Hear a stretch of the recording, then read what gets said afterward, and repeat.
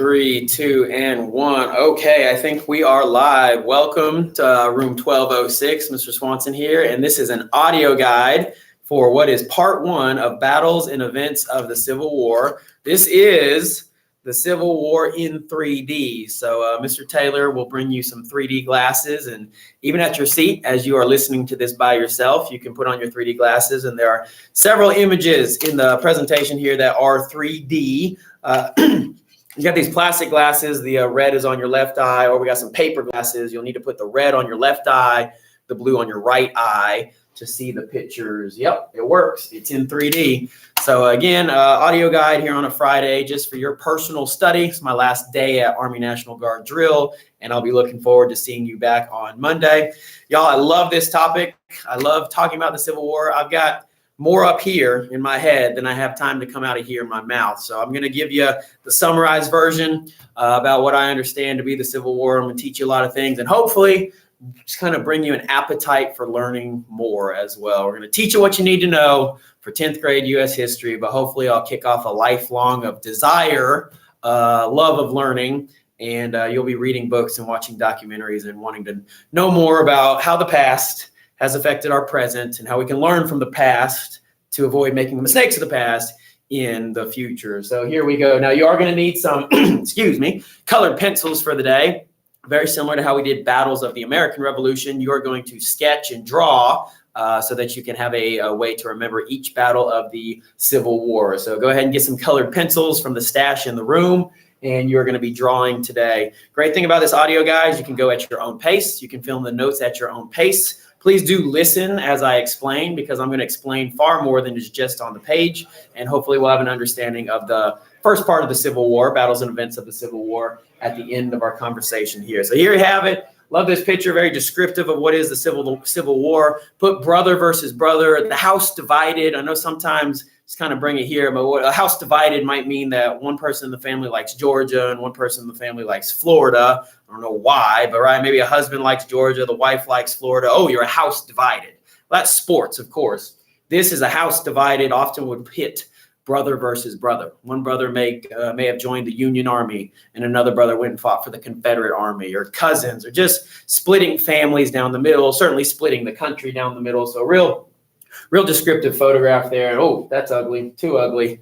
I don't know why. All right, let's remember how we got to where we are. We have walked from Manifest Destiny, right? Those puzzle pieces of our country coming together and acquiring land. And you might remember certain presidents wanted to expand for the purpose of slavery from sea to shining sea. We kind of stomped on the rights of a lot of people in order to get there, especially the American Indians. We kind of grabbed some land from Mexico, maybe rightfully, maybe not.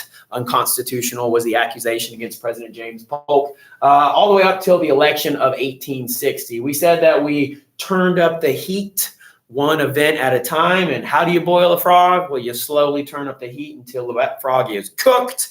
Our country is cooked, and war is inevitable. We've had a variety of measures that have been nothing more than Band-Aids on a bullet hole. And in the words of the great American philosopher Taylor Swift, Band-Aids don't fix bullet holes. So we have arrived at war. Let's talk about the battles of the Civil War. So first of all, the map that you see here, map in a couple of flags, the Union states are the states in blue. In the context of the Civil War, these are the states that did not secede, or you could say the northern states that remained loyal to the United States government.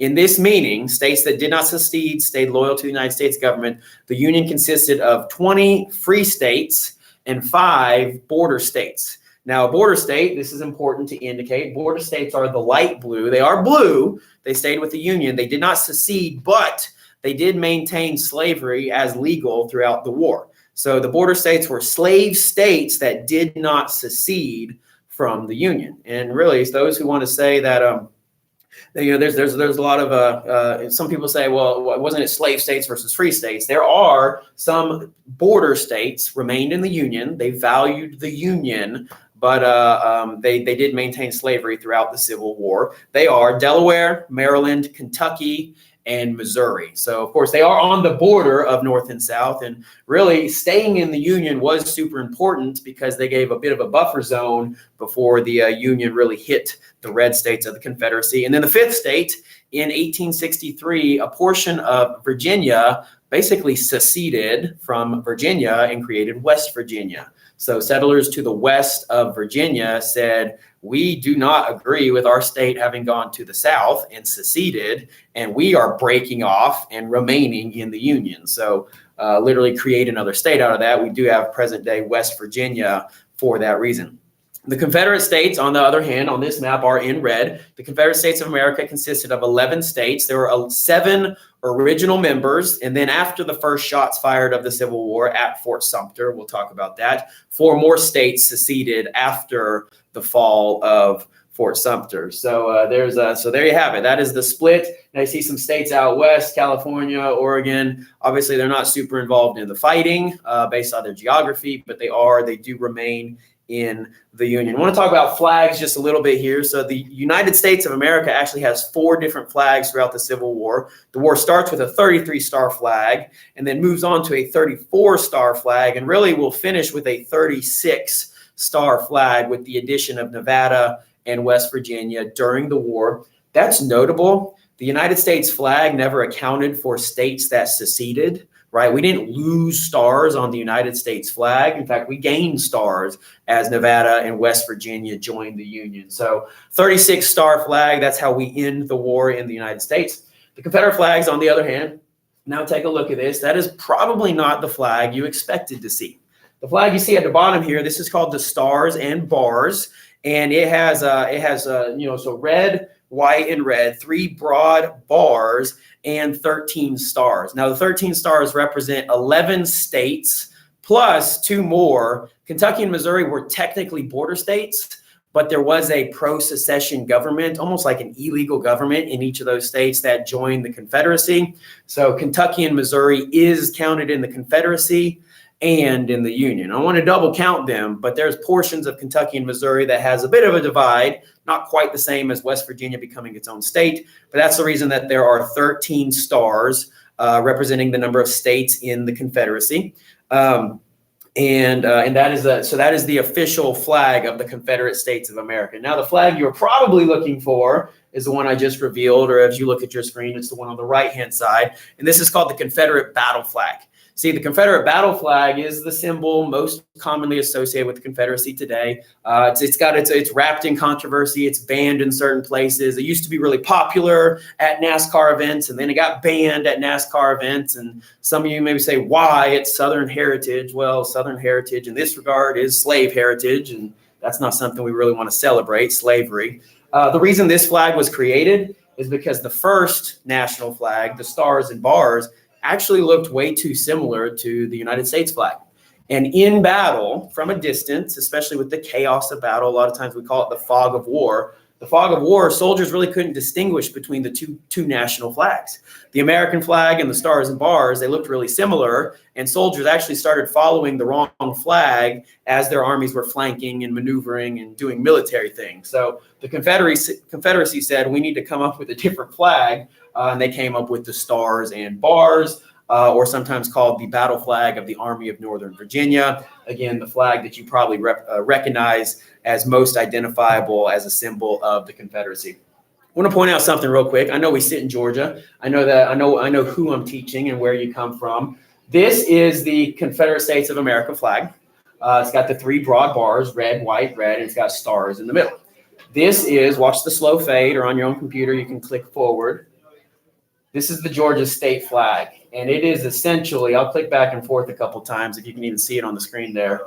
Georgia state flag, Georgia's present day state flag from 2003 onward, is essentially the same as the Confederate States of America flag, but for the yellow design that is in the middle of the flag. It does say, "In God We Trust," Constitution, wisdom, moderation, and there's another word that I should remember. Constitution, wisdom, moderation, being core values of Georgia. So the Georgia state flag and the Confederate state flag are very similar. And as someone who's come to Georgia, sometimes I look at that and just kind of go a little cockeyed, because I don't quite understand why the Georgia state flag and the Confederate state flag, the Confederate States of America flag, are so similar. But I will leave that to your generation to think about addressing. Is this the flag that we want representing our state because of the heritage with the Confederate States? Moving on, moving right along. So just as we did with the American Revolution, we're going to go over the strengths of the Union and strengths of the Confederacy, right? I gave you the analogy of sports teams. You walk into a matchup, football, basketball, baseball, golf, any sport we have here in high school, you're going to evaluate the strengths of your team. And if you're wise, you're going to evaluate the strengths of the other team, and you'll see how you compare. So I'll put it up. The strengths of the Union. First of all, bottom line is the Union had more people, right? The more factories, more railroads, and more people. There were 21 million people in the Union states. 90% of the industry in the country was in the Union states. Huge advantage in manufacturing and factories. They could create weapons and necessary military equipment, uniforms, clothing, textiles. I mean, they had the industry necessary to create the stuff like that. They also had a stronger political structure. I mean, basically because it already existed. They already had a government in place. So major advantages for the Union. Key one, the most key one would be its population, a huge population advantages. Strengths of the Confederacy. So the Confederacy has, I'll contrast their population real quick. They only had 9 million people. 9 million people, and 3.5 of them were enslaved. So that is going to be a weakness of the Confederacy. Obviously, we'll talk about that on the next slide. Strengths of the Confederacy, they're skilled military commanders. Now, this is a bit of an opinion, okay? You know, how do you judge someone's military skill? And, didn't the Union have some skilled military commanders? Generally speaking, the Confederacy had the more skilled, more talented military commanders, a little bit more aggressive than the Union commanders. And this helped them early on, helped them avoid some major defeats. Whereas their army was not as large and not as well equipped, it was the skill of the commanders using geography, the terrain, using their military strategies and tactics that helped them win some battles that really they probably shouldn't have. And we will talk about some key military commanders along the way here. Of note, a lot of officers in the Civil War had gained experience in the Mexican-American War about 8 years earlier, and also many of them had trained at and attended West Point, and really were even classmates at West Point. So a lot of these officers, talk about a house divided. Some go to the north, some go to the south. A lot of them stayed with their state, but they all have a common experience with studying at West Point, training at West Point, and serving alongside each other in the Mexican-American War. And then they may find themselves staring down the guns of their friends as they were on opposite sides on some various battles. Next strength of the Confederacy, but battles were fought mostly on their land, and we'll talk about that as a home field advantage. Sports guys, you always want to play in your own gym or on your own field. Well, the Confederacy was fighting in its backyard. It knew the trails, the streams, the hills, the valleys, the where to fight, where to attack from.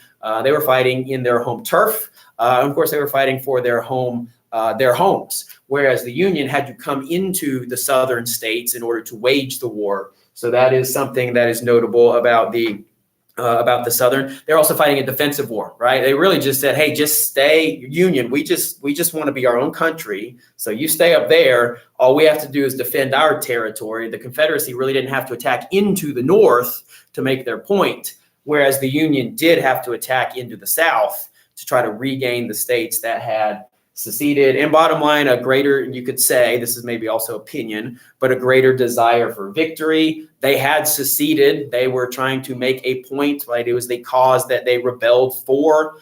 So they have a greater desire for victory.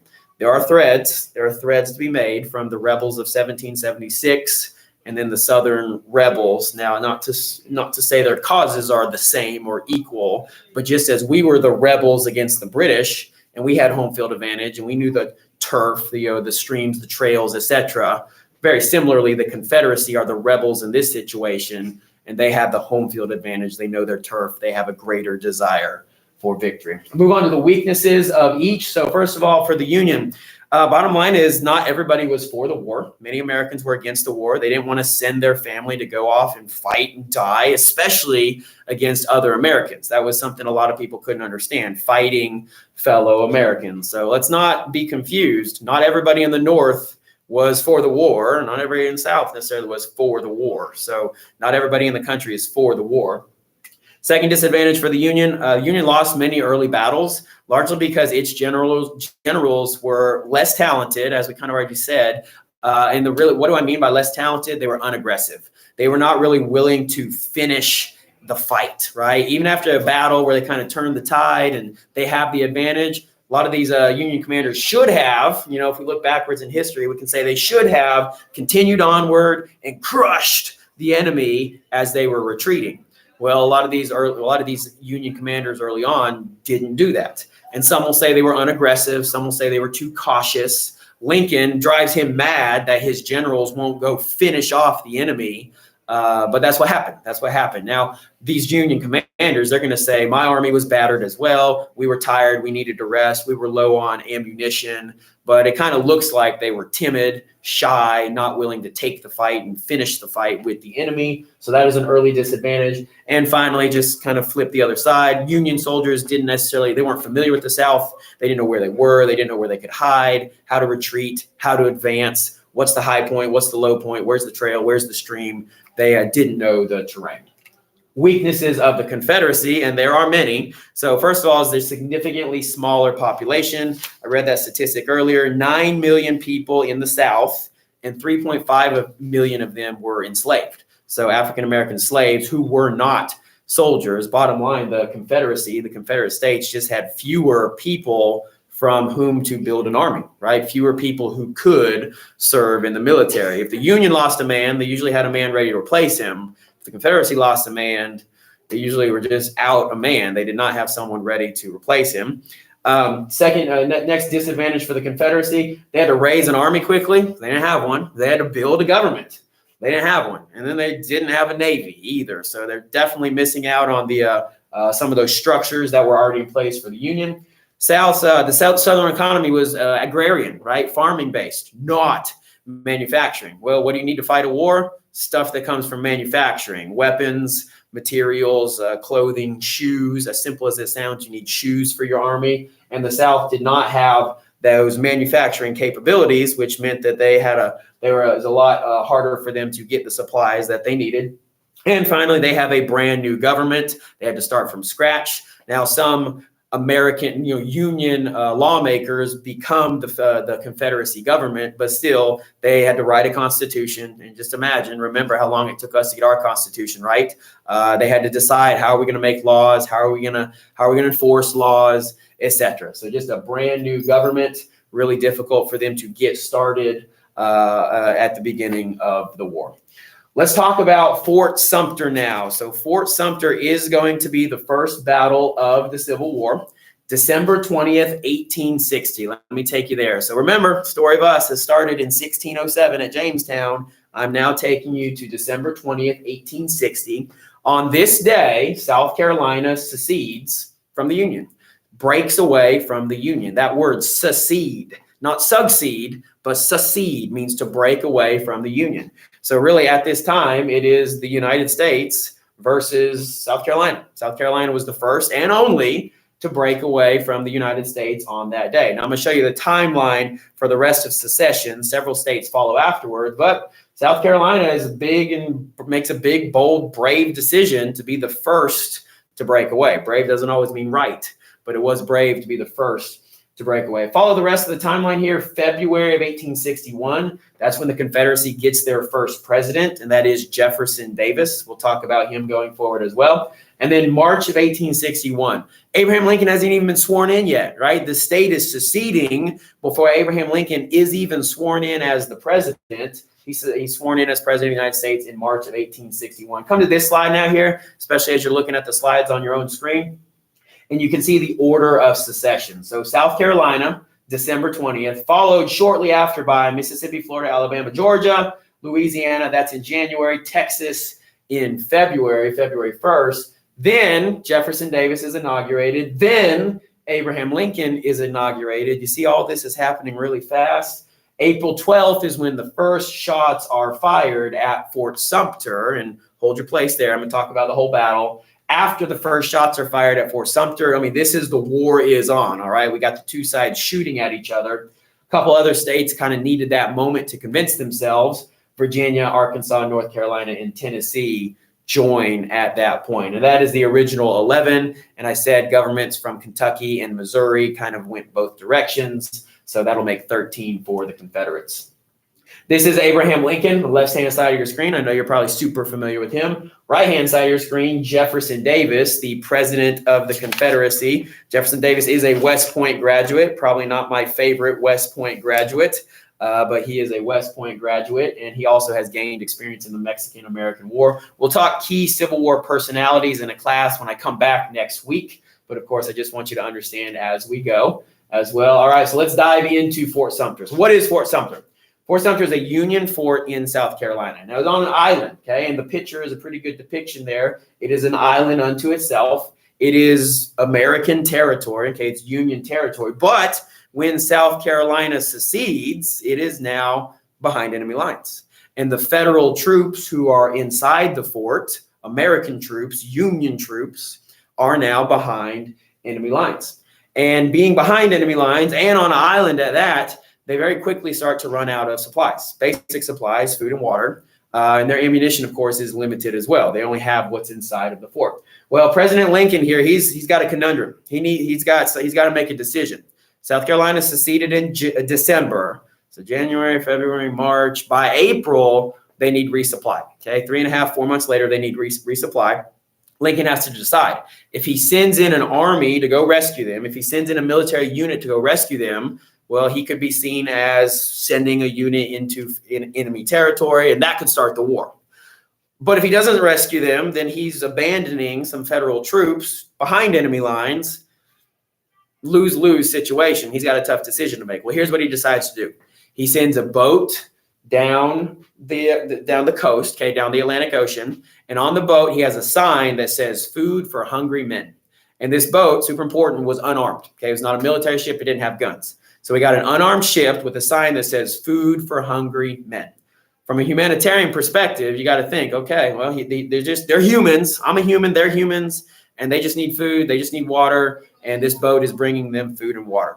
Well, now Jefferson Davis has a decision to make. He has to decide what to do.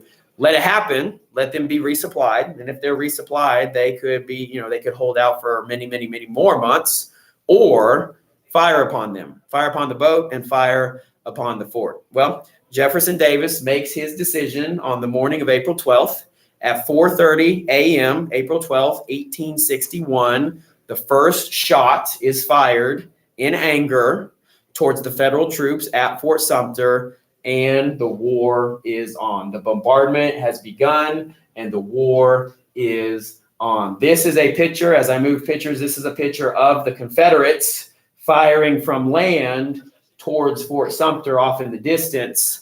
And this represents the first shots being fired at Fort Sumter.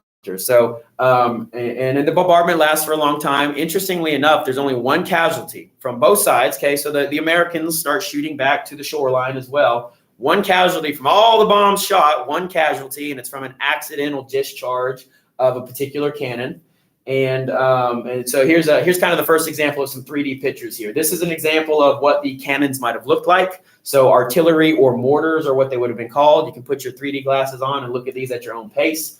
This is the wall. This is a wall from the edge of Fort Sumter, and you can see it's kind of battered, bruised, broken, rubbling a little bit there. You see the cannon on top. This would be from inside the fort, and these are the men manning the guns. So this short, stubby gun would be called a mortar. You can see it takes several men to man each of them, and that's going to speak to the need for troops going forward, right? As we need to raise an army. Every single gun takes several men, not to mention the troops marching into battle as foot soldiers. Both sides are going to need a lot of manpower going forward. So a little bit more about the Battle of Fort Sumter. The Union commander, his name was Major Robert Anderson, and he's the lower left of this picture. The Confederate commander is Major P.G.T. Beauregard. He's the top right with that sweet mustache. Here's the irony. Anderson taught Beauregard at West Point. And what we have here is the student firing upon his old teacher, the student attacking the teacher. Great example of these men with a common upbringing, right? Both of them at West Point.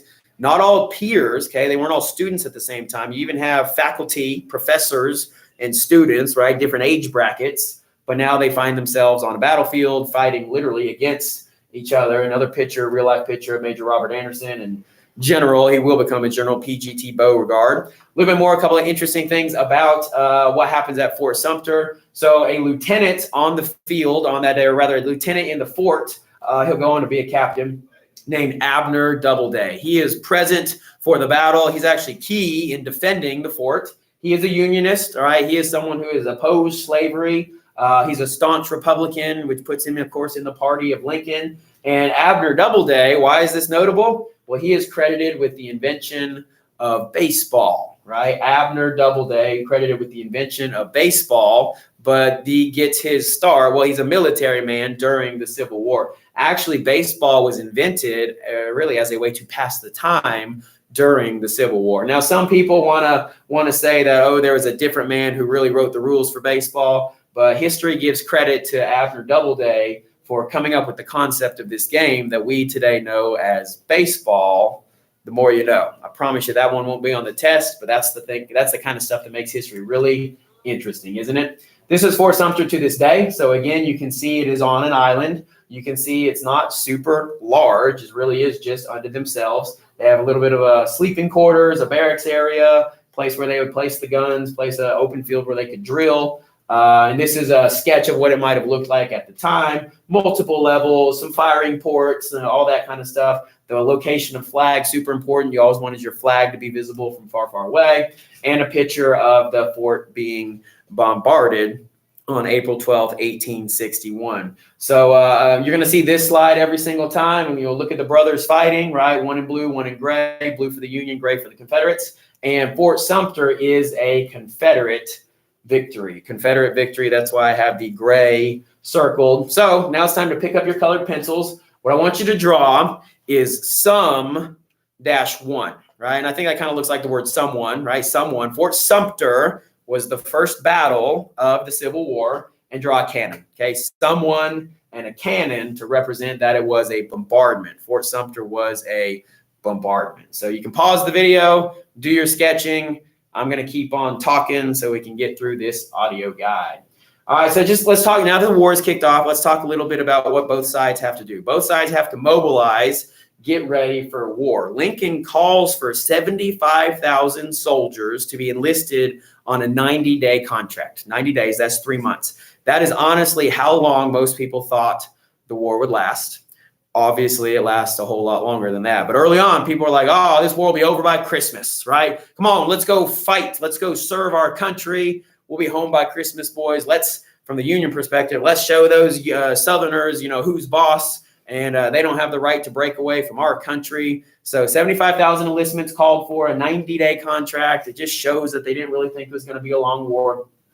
The draft is going to be used later on. Now, early on, it was volunteer service, but both sides are going to have to use the draft in order to get the men that they need. And, of course, that means people being forced into service. If you didn't volunteer willingly, but we still need the manpower, that's what a draft is. And there's going to be some pretty famous and really violent opposition to the draft on both sides, in the North and in the South. To be a real famous draft riot in New York City, people burning their draft cards. We don't want to be a part of the Army. Again, that goes to show that not everybody was for the war. And same in the South. A lot of people, young men of military age, got snatched off their farms by Confederate recruiters. And you weren't for the war. You weren't some ardent slaveholder, but you lived in Mississippi, and boy, you're 16, and that's good enough to hold a gun. So you're coming to the war with us now. A lot of people have their lives changed by being conscripted into military service.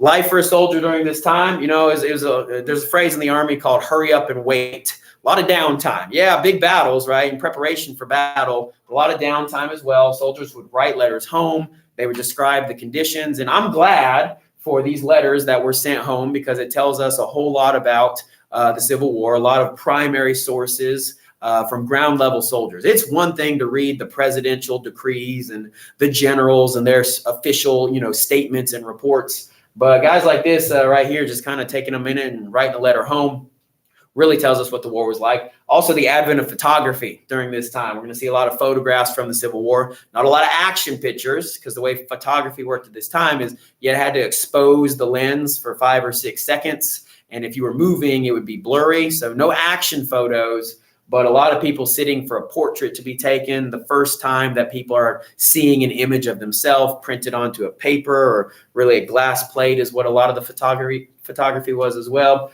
A lot of photography. And finally, in history, I'm able to show you some photography. Just a couple of 3D pictures here, a couple more words. Make sure you're following along on your notes. A lot of the combat was hand-to-hand. A lot of in-close personal fighting. I mean, the bayonet is still in use. There are the open field tactics, but technology in rifles also yields to the ability to shoot from farther away. Right? We have grooved rifle barrels. We have a specific type of bullet called the mini ball that's going to be able to reach out a lot farther than the Revolutionary War weapons were able to. So we're not marching shoulder to shoulder quite the same fashion as the Revolutionary War. There is a lot more use of the trees and fences, and kind of really even entrenchments, like dug-in trench lines. Not quite like World War I, but some trenching going on as well. And we will watch some video clips along the way so you can kind of get a glimpse as to what the fighting was like. And then for every bad, all right, war is bad. And from the Civil War, we're going to get the phrase, war is hell. It is. But for every bad situation, there's also some potential good. And a good to come out of the Civil War was a major increase in medical science, right? With so many hurt people, dead, dying, injured, wounded, cut open people, doctors and surgeons were able to grow understanding of medical knowledge and practice. So Civil War medicine makes some great advances. A lot of people die from disease, bacteria, and unhygienic circumstances, but medicine is also going to make a great leap during this time frame as well. So just a couple pictures you can look at. 3D is kind of cool. Just life of soldiers on the front. All right, let's talk about now the Anaconda Plan. And this is on your notes. The Anaconda Plan is in 4 parts. And those 4 parts are, well, first of all, let me describe it was the brainchild. It was designed by, stammering over my words there, it was designed by General Winfield Scott. General Winfield Scott was the top general in the Army at this time. He's been in the Army for decades. He is actually the general who removed the Cherokee off their lands in North Georgia in 1838, sending in those last holdouts of Cherokees, that 16,000 that walked on the last stretch of the Trail of Tears. General Winfield Scott and his troops were responsible for doing that, right? So he served for decades under many presidents. That, of course, was under Jackson, and now here we are under the 16th president, Lincoln. He has a nickname, Old Fuss and Feathers. He was known for discipline. He was not known for his kindness, but he was known for his discipline and for getting results from his troops. A lot of his troops didn't like him, but they loved him. Does that make sense? They didn't like how they were treated, but they loved how... To the office, Jackson McKenzie. They loved the results that he got. He was a very successful commander, a hero of the Mexican War, and as such, he crossed paths with a lot of these Civil War generals as well. He designs what is known as the Anaconda Plan in 1861. So if you've seen that snake go across your screen a couple times, of course, an anaconda is a snake. Let's see what the Anaconda Plan is supposed to do. The plan was designed to squeeze the life out of the Confederacy. Have you ever just want to like choke out your sibling? Don't raise your hand. Don't raise your hand. I don't want to know. But like if I squeeze the airway out of someone, which I never have done before, that's going to eventually take the life out of them. The whole point of an anaconda, like a boa constrictor, is to squeeze the life out of the Confederacy. Now, Scott designs the plan early on in the war, 1861. And again, people really thought it was going to be a short war. Maybe he thought he would see his plan achieved before he retires. The war goes on for several more years. He's at the end of his career. He retires before his plan is ever really fully implemented. It was never really realized quite like he envisioned it. And, that's an important take on leadership. Sometimes the leader has a vision up here in his head, but if he does not communicate that out to the people who are actually going to put it into practice, then it might as well just be as good as stuck in his head. Scott, in retiring, he never really got to take his plan to the finish line, although we do see threads of the Anaconda. We see some of the Anaconda Plan achieved throughout the rest of the war. This is an early picture depicting the Anaconda Plan. I mean, this is from 1861. And if you really take a second and kind of peer in at some of this, you will see some misspellings, like Pennsylvania is misspelled. And I think Mississippi, maybe Tennessee. There's some misspellings on the page here, and that's not to say that they're uneducated. It's just that English language has evolved across time. But what you see here is a snake wrapping its way around the southern coastline like an anaconda. The flag here, the flag is Richmond, Virginia. And nope, sorry, the flag is Washington, D.C. The flag is Washington, D.C. This right here, where I'm pointing, it kind of looks like a bombed out, broken flag stand. That is Richmond, Virginia. Richmond, Virginia is the capital of the Confederacy. So yeah, the two capitals are pretty close to each other. Washington, D.C., Richmond, Virginia. And the anaconda snakes along the coastline. And what that's going to represent is a blockade of ships, right? If the Southerners can't use their coastline to do trade, what are they going to lose? I'm shaking my hands like money. If you're listening and not watching, I'm doing my hands like money because they're going to lose a lot of money. And eventually it wants to cut up across the Mississippi River. Now this picture here, the snake doesn't really follow the Mississippi River, but it should, because the goal was to capture the Mississippi River, effectively cutting the South in half, right? Arkansas, Louisiana, and Texas would be on the west side of the Confederacy, cut off from Mississippi, Alabama, Georgia, the Carolinas, Virginia, etc. So that is the goal of the Anaconda Plan. Now I'll move to this screen here that actually kind of lies it out. The first objective would be to capture Richmond, Virginia, that capital. A lot of times war is just a big game of capture the flag, if you will, right? To make that as simple as I can. If you can capture the enemy capital, in a lot of ways you can crumble the rest of that country. And maybe you paid attention to the news early on in the past year, Russia was gunning towards the capital of Ukraine, Kyiv. And the belief was that if Kyiv falls, then the whole country would fall. Well, the Ukrainians defended their capital valiantly and are still engaged in the war because they were able to protect their capital. So just take that modern day application to the war here, the Civil War here. Part one would be to capture the capital of Richmond, Virginia. Part two would be a naval blockade of southern ports in order to hamper or hinder the Confederate economy. And the snake picture shows that pretty well. Part three would be to capture the Mississippi River. What is that going to do? I just described it. Cut the South in half, give the Union control of the river, the ability to go up and down. And with control of the river, the Union can use it to ferry men and equipment where they need to go throughout the rest of the country into whatever battlefield is shaping up. They can use the Mississippi River to get there. And then part four is use the river to attack the Confederacy in two directions at once. Whoever owns the river, water is life, right? Water is life. Whoever owns the river can really control the war, and that's why that river is going to be so important. If the Union owns the Mississippi River, they can attack west into Texas, east into Mississippi, Alabama, and Georgia, and really cripple the Confederacy from two directions. So this is the plan. It's a good plan. If it would have worked out just like this, it really might have been a short war. But of course, what's the saying? The plan. Nothing ever goes according to plan. Mike Tyson said, "Everybody has a plan until you get punched in the mouth." And then you have to adjust your plan. So once the Union got punched in the mouth, they had to adjust to the Anaconda Plan. The Anaconda Plan was an offensive plan for the Union, and that was key because the Confederacy was just focused on playing defense. Okay, take from a sports perspective here. A lot of times we say offense scores points, but defense wins championships. The Confederates just needed to protect their home. All they needed to do was say, hey, these 11 states, we are now a new country. And the Union, you can just stay where you are. Union, on the other hand, had to go into the Confederacy to regain what they felt they had lost, right? The states that had seceded. So the Anaconda Plan was designed to capture the Confederate capital of Richmond and the Mississippi River, cut the Confederacy in half, starve them to death, attacking from multiple directions. I've said that pretty plainly at this point. Picture here, political cartoon of the day, shows an anaconda constricting Kentucky and Mississippi. The head right at the top there, that's Jefferson Davis. The head at the top right, that is a Union General McClellan. And you got Western Virginia, Tennessee. It's just really descriptive of what the Union was trying to do. So to remember Anaconda Plan, I want you to draw something like you see on the screen here, a snake squeezing the shape of the United States, a snake squeezing the life out of the United States, if you will. The southern portions is, of course, the goal. So you pause the video as you need to, sketch as you need to. I am going to move on to Bull Run, the Battle of Bull Run.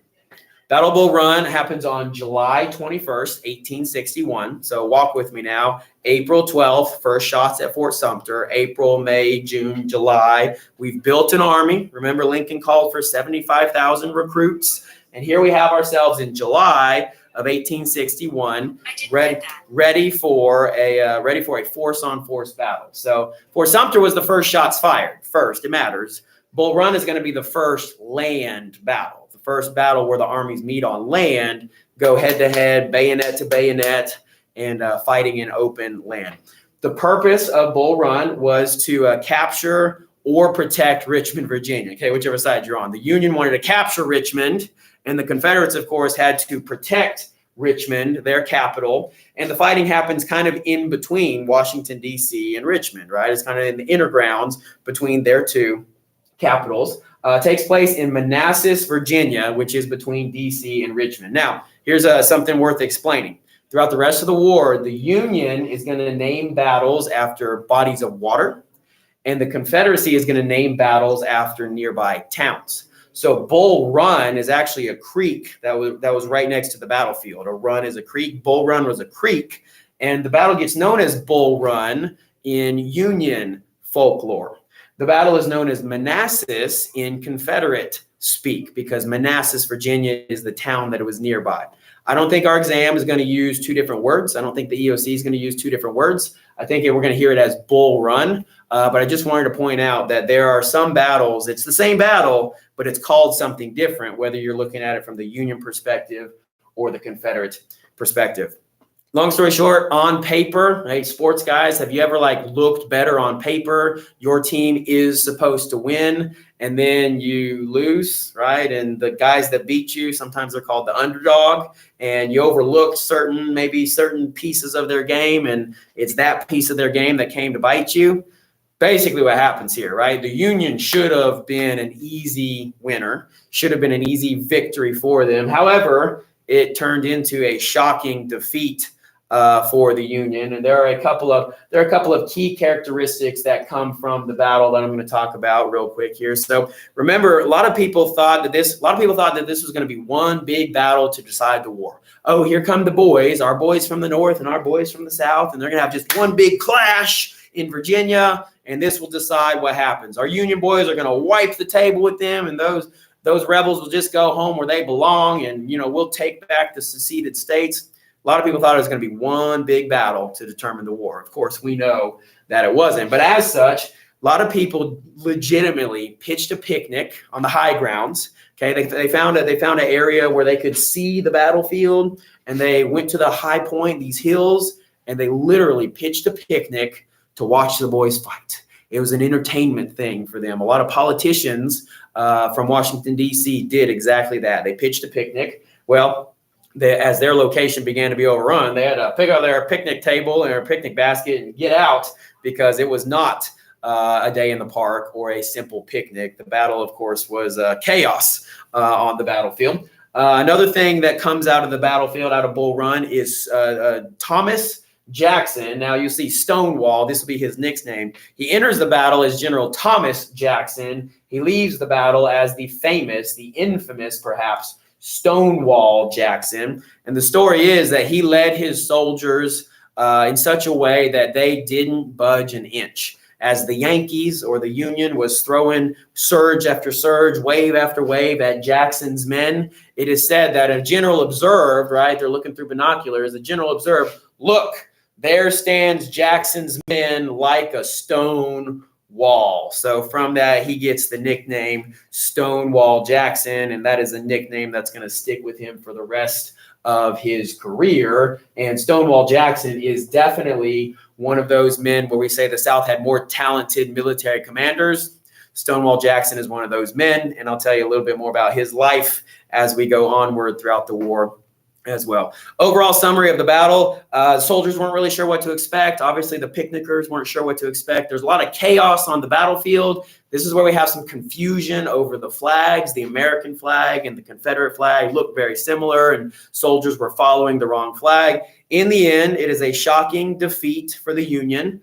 The rebels finish with what will become their famous rebel charge and yell, a very high-pitched yell as they're running down the hill towards you. Union lines, they crumbled. Undisciplined soldiers, they retreated. Total chaos, total disarray. And the Confederates defend Richmond and win the battle. Now, they don't march towards Washington, D.C. That's not their goal, but they defended Richmond and they won the battle. So in the end, there's 4,800 casualties, and this really sets the tone for the rest of the war, which was going to last way longer than 90 days, right? So a lot of people really thought it would be one battle to determine it all. That's not the case. 4,800 casualties sets the tone for the rest of the war. Definitely is going to last longer than 90 days. So just a couple of pictures here. These are not necessarily from Bull Run, just a couple of cool 3D pictures for you to look at. This is a field hospital. Remember, we talked about the advances in medicine. See how complex the battlefield was. Lots of men, horses, and equipment. And you can imagine that you need a lot of organization in order to make the battle work. Bull Run is a victory for the boys in gray. So I got my guys circled in gray. And here's what I want you to do in that circle for Bull Run. Draw a bull with a number 1 on a trophy or a ribbon or something like that. Bull won, bull run, bull winner, something like that, right? So Bull won, number 1, the first major land battle. Fort Sumter, first shots fired. Bull Run, first major land battle. So as you draw that, you can pause the video or keep on keeping on as I will. Now, this one is not GSE standards. It's not Georgia standards, and it is not on your notes. I just want to throw out some extra interesting things about the Civil War so that you can kind of have a lifetime of being interested in some of what else happened. This is called the Battle of Hampton Roads. It happens in March of 1862, and it is the first ever battle between 2 ironclad ships. And, we take that word, iron and clad. It means the ships were basically made out of iron. Obviously, they floated, buoyancy and all that. For the Union, it was the USS Monitor, and for the Confederates, it was the CSS, which means Confederate States Ship, Merrimack. The Monitor versus the Merrimack. It was an attempt by the South to break through the Union blockade. If they could break the blockade, they could regain their trade and economy, right? That portion of the Anaconda Plan, that part was really working. But really, it's 2 days of fighting, and it's just kind of a stalemate. You can see that the Union ship is kind of flush with the ground. It's right at the water level. The Confederate ship has that angular point, which kind of gives it some firing ports. And from a bullet's perspective, that angle would deflect shots that go directly at it. In the end, neither ship sinks itself. Neither ship sinks its opponent. And it's really just kind of a bit of a stalemate. Now, there are some casualties. There is fighting on the land as well. But in terms of the ironclads, it's really a bit of a stalemate. Nobody wins or loses. We call that a draw. So nobody gets the circle on the Battle of Hampton Roads. Next one here, also not on your notes, but just for you to know, Battle of Shiloh. This is a 2-day battle. April 6th and 7th, 1862. In the Battle of Shiloh, we see a new character enter the scene, and that is General Ulysses S. Grant. He is going to be that aggressive commander that Lincoln has been looking for. At this time, he's out west. Okay, now Lincoln is going to call him to lead the whole army eventually, but at this time, Grant is out west. He invades Shiloh, Tennessee. It is a very bloody 2-day battle. It's actually the bloodiest battle up to this point, the bloodiest day in American history. Now, that'll be surpassed several times, but up to this point, anything that's happened in American history for 100 years up to this point, the Battle of Shiloh is the bloodiest day in American history up to this point. And what it shows, though, is that the Union will do whatever it takes to preserve the Union. Even up to thousands of deaths, thousands of young people dying in service to their nation, the Union's going to do whatever it takes to preserve the Union. We're not just going to let these states secede. We will fight for the Union. So that is what's characteristic about the Battle of Shiloh. A couple pictures here. Again, so casualties, field hospital. This is General Ulysses S. Grant, and we're going to continue to talk about him. He will become a key player Jaden Wade in our story. Jaden Wade. And this is something you could choose to watch on your own time. This is hyperlinked in your Google Classroom post. This is a really good video about General Grant leading the Union Army at the Battle of Shiloh. So about 10 minutes, should you have extra time at the end of the class period here. Great video, kind of a docudrama from the History Channel about General Grant and the Battle of Shiloh. Battle of Shiloh is a Union victory, and they needed one. Right on time, they needed one. All right, let's get to the Battle of Antietam. This will be the last battle we talk about in this part one. I know this audio guide was a little longer than the first two this week, so thanks for hanging in there, and we're almost done. Battle of Antietam, another great example of where it carries two names. The Confederates will call it Sharpsburg because it was at Sharpsburg, Maryland. The Union, the Northerners, are going to call it the Battle of Antietam. So I'm going to call it the Battle of Antietam. Battle of Antietam is on September 17th, 1862, and it is going to be the bloodiest, deadliest one day in U.S. history, and it still is to this day. So single bloodiest day in U.S. history is the Battle of Antietam, September 17th, 1862. We're gonna have 23,000 wounded. Now that's on both sides. 23,000 wounded and 3,600 dead. That is the bloodiest single day in U.S. history.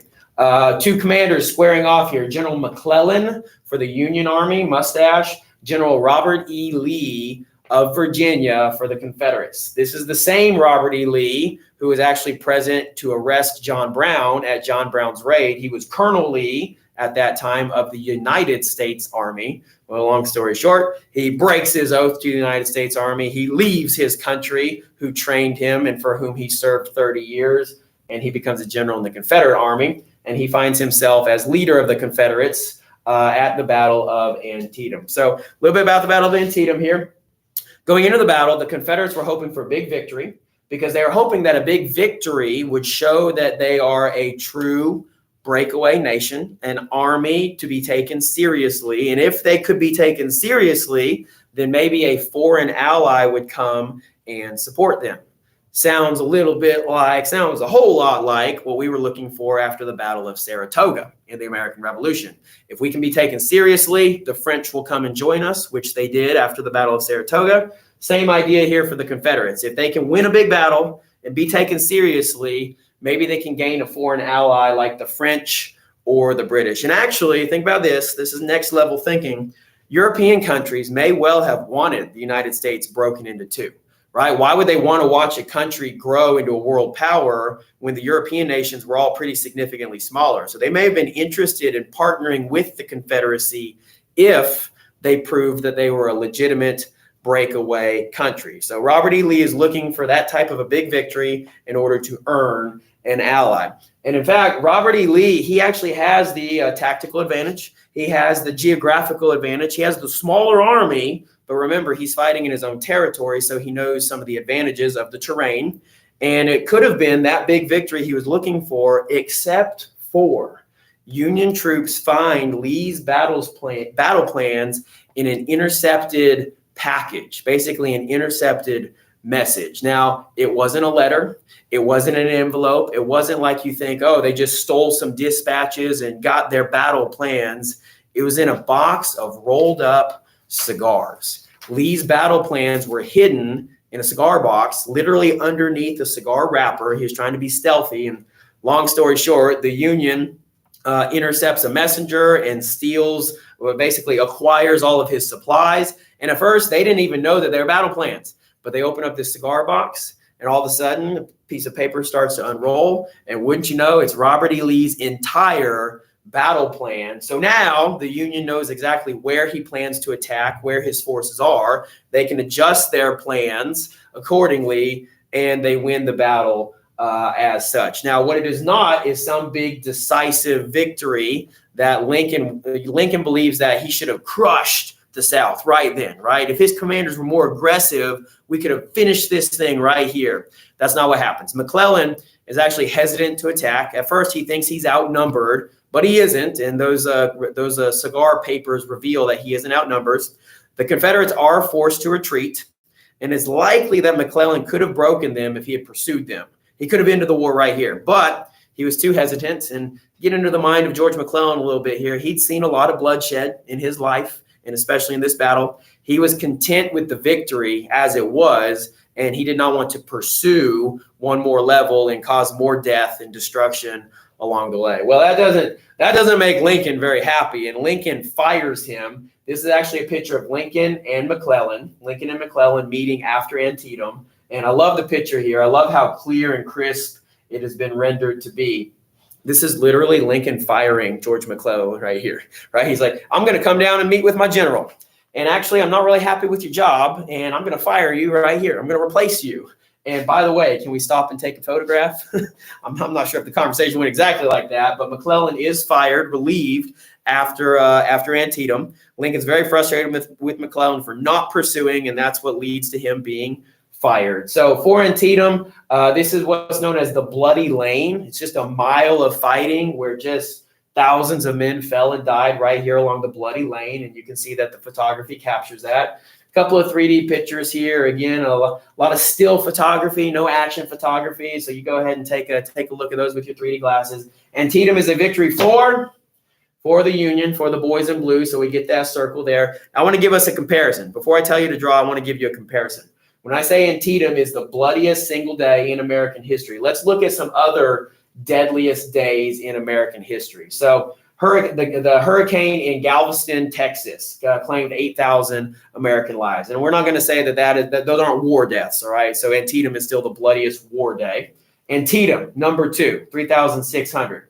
For comparison, September 11th, 2,977 dead Americans, right? We think September 11th is a huge event, and it was, but even so, fewer people, almost 700 fewer people died than died at Antietam. Now, those next couple of statistics, December of 2020, people who died of COVID.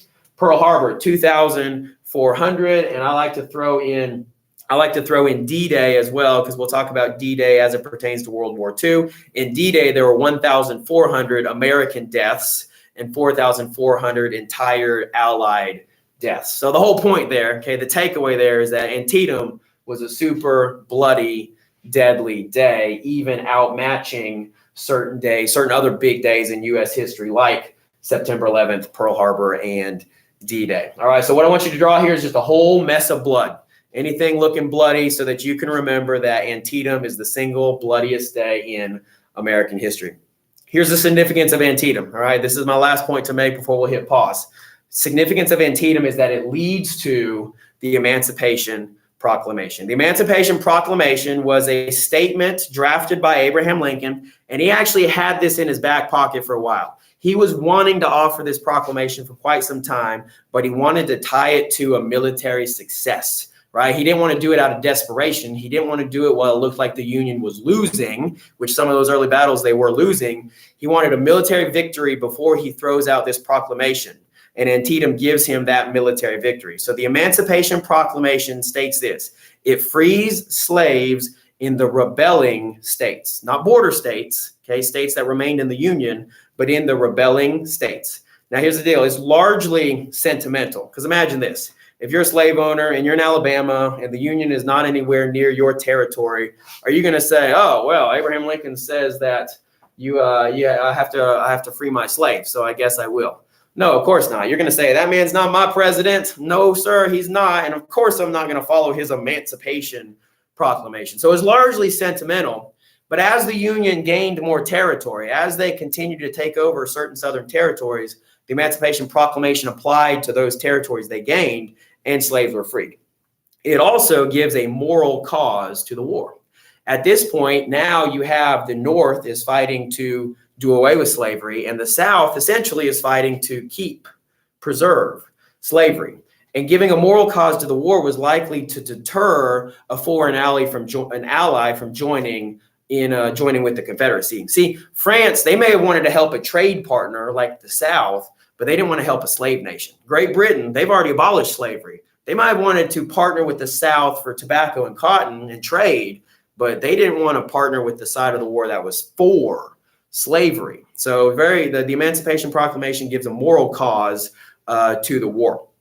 Now, after the Battle of Antietam here, Abraham Lincoln, it's actually a pre-proclamation. He's not going to sign it until January 1st, 1863. That's when it'll become truly official. And here's a little side story about him actually signing it. A lot of people wondered if he really would, right? He says this after the Battle of Antietam. He says he's going to do this, but that's several more months until January. Will he actually sign the thing? Well, December 31st, he attends a New Year's Eve party. He stays up late. He shakes a lot of hands. He shakes so many hands that he actually has a kind of an unsteady hand, a shaky hand. So he does not sign at midnight, right? And he actually says this. He does not want to sign with a shaky hand. I do not want anyone to see a hitch in my signature and wonder if I hesitated as I signed this very important proclamation. So he goes to bed. He wakes up on January 1st. A lot of African Americans throughout the country are kind of waiting on pins and needles. Will the word come? Has he signed the Emancipation Proclamation? In the end, he does, to little fanfare. He kind of calls in a couple members of his cabinet, really whoever's at the White House, like, hey, I'm about to sign this thing if you want to come and see. And he signs it to very little fanfare, and it becomes law. This opens up the door for African Americans joining the Union Army. And of course, it frees slaves in rebelling states, which as the Union Army goes to these territories, they freed slaves in the territories they gained. It becomes a massive emancipation. This is why Abraham Lincoln becomes known as the Great Emancipator. In the end, we're going to have 200,000 African Americans serve in the Army and 10,000 serve in the Navy. And this is where we're going to hit a punctuation mark for our class here, day one of battles and events of the Civil War. I'll encourage you to look at that video of General Grant at Shiloh and dive into a Blooket review of any sort, whether that's with each other or as the group. Pay attention to Mr. Taylor and the substitute. Thank you for your time and attention. I know this was a longer audio guide. I hope hope you've grabbed some new facts about the Civil War. You'll have a good rest over your weekend. And when we come back for Monday, we will continue to talk about the Civil War in 3D. Room 1206, Mr. Swanson is out. Right on time. Look at that.